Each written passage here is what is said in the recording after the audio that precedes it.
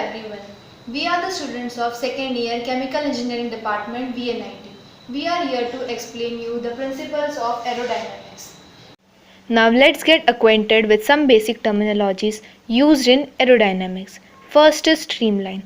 A streamline is a path that fluid molecule follows. Every point along the streamline is parallel to the fluid velocity. Terminologies. Airfoil. Design is the major facet of aerodynamics. The design of the airplane wings, when seen from the end, a shape which is intended to maximize the aircraft responsive to airflow, is called airfoil. Comes the next thing, that is camber.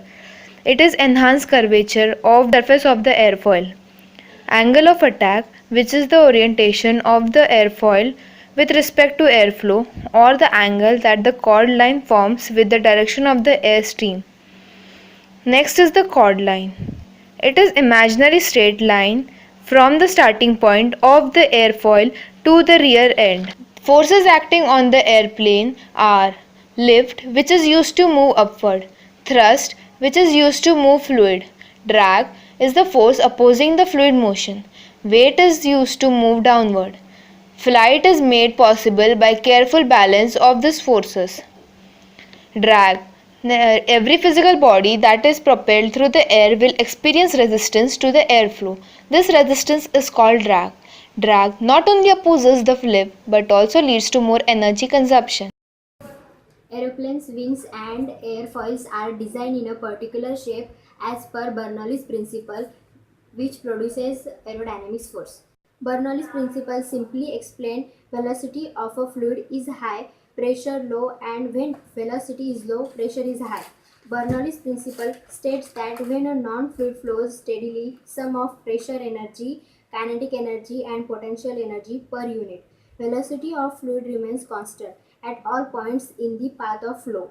The lift of an airfoil is primarily the result of its angle of attack and shape. One of the most widely used applications of Bernoulli's principle is in the flight of an airplane. The air on top of the wing must therefore travel farther before it reaches the back side, and consequently must travel faster than the air moving under the wing to reach the back edge at the same time.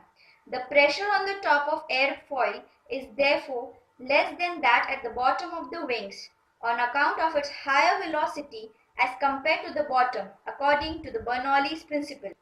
Though Bernoulli's principle is a major source of lift in an aircraft, Coanda effect also plays an even larger role in producing the lift. It states that a moving stream of fluid in contact with a curved surface will tend to follow the curvature of the surface rather than continue traveling in a straight line. This diagram shows that increasing the angle of attack increases how much air is deflected downward. If angle of attack is greater than its critical value, airflow no longer follows the curvature of the airfoil. This creates a vacuum just behind the wings. As air rushes to fill this space, called as the cavitation, it causes higher vibrations of wing and decreases its efficiency. When angle of attack crosses its critical value, stalling takes place. An aircraft stall is an aerodynamic condition in which plane is no longer able to produce the required lift. Now let's see the mathematical equation of Bernoulli's principle that estimates the pressure difference and hence the lift. Consider an airfoil as shown in the figure. Let 1 be a point above the airfoil and 2 be a point below it, having corresponding pressures as P1 and P2 and velocities as V1 and V2 respectively. Since upper and lower portion of the wings are very close together, we can ignore the delta H term from the Bernoulli's equation. Hence the equation becomes P2 minus P1, that is delta P equals half rho V1 square minus V2 square.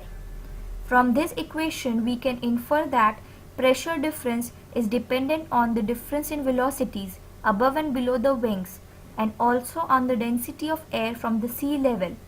As plane flies higher and higher, density of the air gets smaller, which also decreases the pressure difference. So there is a limit to the height a plane can fly before density of the air gets so thin that pressure difference is no longer efficient to keep the plane in air.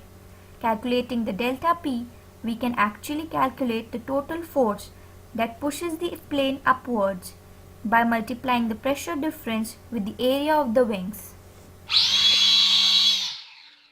As air over the rotor blade moves with greater velocity, low pressure or suction is created at the top of the blade relative to its bottom as per the Bernoulli's principle, which creates the lift.